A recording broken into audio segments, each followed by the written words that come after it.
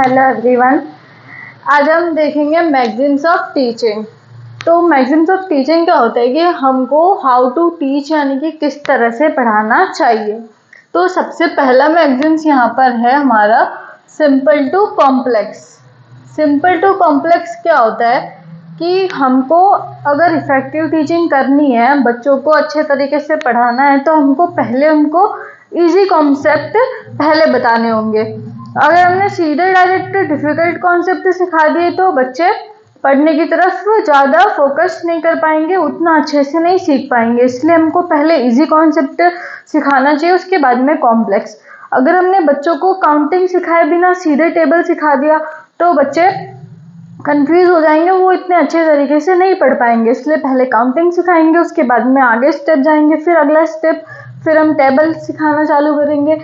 ऐसे ही बच्चों को सिंपल टू कॉम्प्लेक्स चीज़ें अच्छे से समझ में आती है। तो पहला मैगजीन है हमारा simple to complex, easy to complex. Second हमारा आता है पर्टिकुलर टू जनरल, यानी अगर हमको बच्चों को कुछ सिखाना है तो उसको एज ए पर्टिकुलर हमको कोई चीज़ बतानी होगी, उसके बाद में वो जनरल वे में उसको ऑब्जर्व करेंगे, कोई रूल निकालेंगे और उसको पूरे उसके लिए फॉलो करेंगे।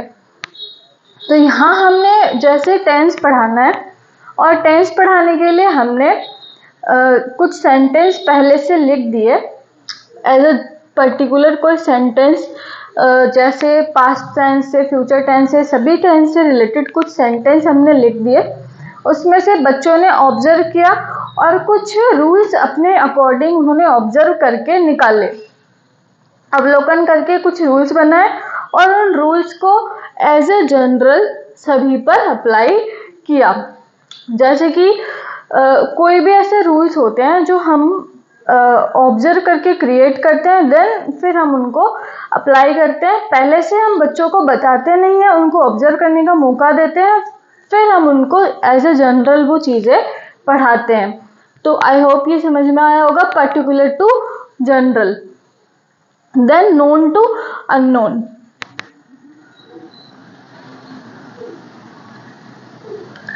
ज्ञात से अज्ञात की ओर। जो बच्चों को नॉन चीज़ें होती है पहले हमें उनके बारे में बताना, उसके बाद में हम अननोन चीज़ों की तरफ बढ़ना चाहिए। जैसे अगर हमको डाइजेशन सिस्टम पढ़ाना है बच्चों को, तो पहले हमको नॉन चीज़ें इसमें क्या हो सकती है, जैसे हमको खाना खाने की प्रोसेस जो बच्चों को पता होती है, ईटिंग, और सांस लेने की जो प्रक्रिया है वो बच्चों को पता होती है। तो हम सांस लेने की प्रक्रिया से और खाना खाने की प्रक्रिया से रिलेटेड चीज़ें बातें करके उनको सिखा के उसके बाद में अज्ञात चीज़ों की तरफ बढ़ेंगे, मतलब डाइजेशन सिस्टम को पढ़ाने के लिए, हमारे इंटरनल पार्ट्स को समझाने के लिए। तो पहले जो बच्चों को नॉन चीज़ें हैं उनके बारे में बताना सिखाना, उसके बाद में हमको अननोन की तरफ बढ़ना। देन हमारा आता है होल टू पार्ट। जैसे हमने टेंस में देखा कि हम रूल जनरेट करते हैं, बच्चों ऑब्जर्व करते हैं, फिर उसको एज ए जनरल सभी पर अप्लाई किया जाता है। ऐसे ही मैथ्स के कुछ रूल्स होते हैं, जो पहले फॉर्मूला होता है उसको फिर एज ए जनरल सभी क्वेश्चंस पे हम अप्लाई करते हैं। वैसे ही यहाँ पे होता है होल टू पार्ट। पहले हमको पूरा एक चीज़ को बता देना, उसके बाद में हमको उसके पार्ट के बारे में बताना। जैसे अगर हम किसी समुद्र में एक बार में एकदम से किसी जहाज को जाते हुए देखते हैं तो पहले हमको वो पूरा जहाज एक साथ दिखाई देता है, बाद में हमको उसके पार्ट एक एक छोटे छोटे अलग से दिखाई देते हैं। तो वो होता है हमारा होल टू पार्ट, यानी कि सबसे पहले एज ए होल चीज़ों को बताना, उसके बाद में उसके छोटे छोटे पार्ट्स को बताना। फिर आता है कॉन्क्रीट टू एब्स्ट्रैक्ट, मूर्त से अमूर्त की ओर। जैसे हमको प्लांट के बारे में बताना है, तो जो अगर हमने प्लांट लाकर बता दिया बच्चों को कि ये प्लांट होता है, उसके बाद में उसके अमूर्त रूप के बारे में बताना, यानी कि जो चीज़ें उनको हम सिखाना चाहते हैं, तो वो होता है मूर्त से अमूर्त की ओर, कॉन्क्रीट टू एब्स्ट्रैक्ट। फिर आता है हमारा ट्रेनिंग टू सेंसेस, इंद्रियों का प्रशिक्षण, यानी कि हमको जैसे काउंटिंग सिखानी है तो हम फिंगर्स यूज करके सिखा सकते हैं, वैसे ही सेंसेस के थ्रू हमको प्रशिक्षण देना है, ट्रेनिंग देना है।